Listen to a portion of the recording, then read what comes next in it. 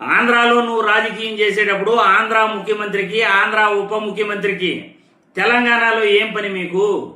ఇల్లుంటే 3 నెలలకో 6 నెలలకో వెళ్ళేసి రావాలి. అమరావతి గొప్ప సిటీ అయిపోతుంది అంటారు. అటువంటప్పుడు ఇక్కడ ఇల్లు కట్టుకుని ఇక్కడ నివాసం ఉండడానికి మీకేంటి అభ్యంతరం? ప్రతి వీకెండు తెలంగాణకు వెళ్లాల్సిన అవసరం మీకేముంది?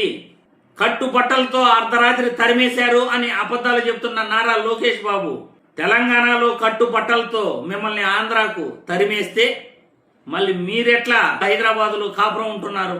ఎలా మీరు హైదరాబాదులో కాపురం ఉంటున్నారు? తెలంగాణ వాళ్ళు కట్టుబట్టలతో తరిమేస్తే మీరే అమరావతిలో కాపురం ఉండకపోతే, మీరే పెట్టుబడులు అమరావతిలో పెట్టకపోతే బయట వాళ్ళు మిమ్మల్ని ఎట్లా నమ్ముతారు?